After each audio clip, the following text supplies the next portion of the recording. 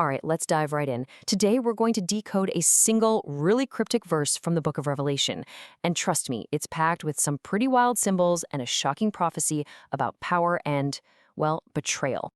So, Revelation 17:15 drops this really bizarre, kind of unsettling image on us, a figure sitting on waters. But then, get this, in the very same sentence, it tells us exactly what those waters are. It says they're peoples and multitudes and nations and tongues. It's a huge clue in a much bigger prophetic puzzle. So, that just begs the question, right? What in the world are these waters? And what does it mean for this figure to be sitting on them? We're going to treat this whole thing like an investigation, okay? We're just going to follow the clues hidden right inside the text itself. You know, for centuries, this one verse has absolutely fascinated and, let's be honest, confused a lot of people. It's one of the most vivid images in the entire book. But what's so brilliant about this particular riddle is that it actually gives you the answer key. That's right. It's like it has its own built-in decoder ring. The first half of the verse poses the riddle, the waters and the one who sits on them, and the second half immediately tells you what it means. It literally explains itself. Okay, so let's really break this down. If you look at the original Greek, you can see just how specific this definition is. The text leaves absolutely no room for doubt here. So the verse explicitly says the waters are these four things. In the original Greek, it lists laoi, that's peoples, often specific ethnic or religious groups. Then you have okloi, which means crowds or just massive multitudes of people. Then ethne, nations or ethnic groups. And finally, glosai, which is tongues or languages. Now, this is not just some random list. And here's the key thing to get. This four-part list is a classic biblical way to say completeness. It means all of humanity, everywhere.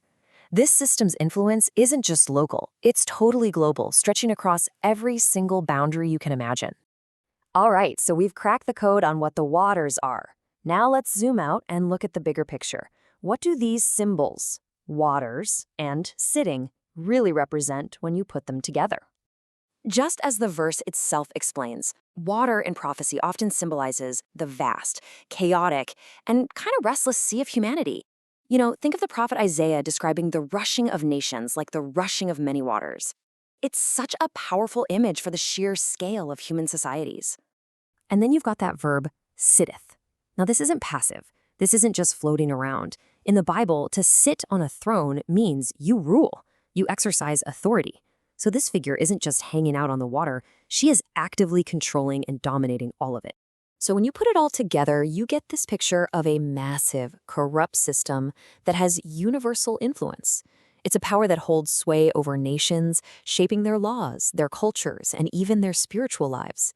It's literally directing the flow of political and religious life on a global scale.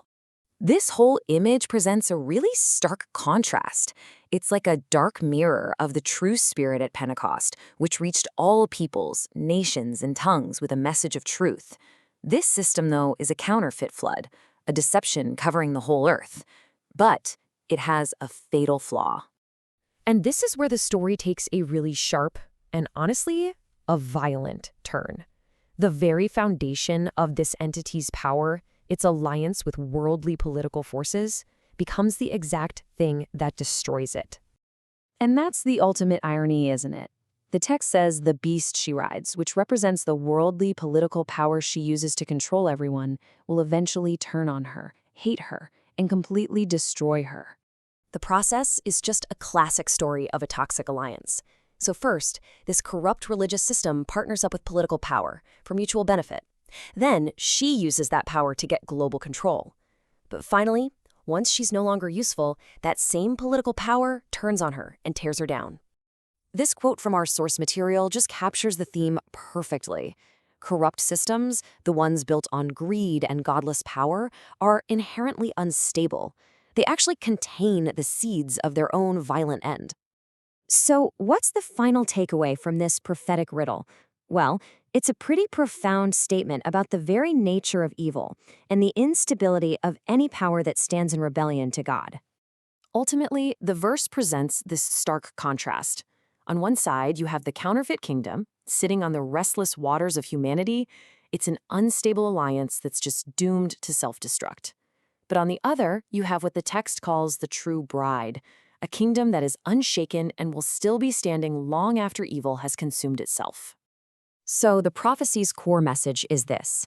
Any system, doesn't matter how powerful or global it is destined to unravel if it's built on corruption and self-interest. In the end, evil inevitably turns on evil. And that leaves us with a final question to consider. This ancient text seems to suggest that all worldly power structures built on shaky moral ground will eventually collapse from within. And it forces us to ask, what then is the foundation of a power that can actually last?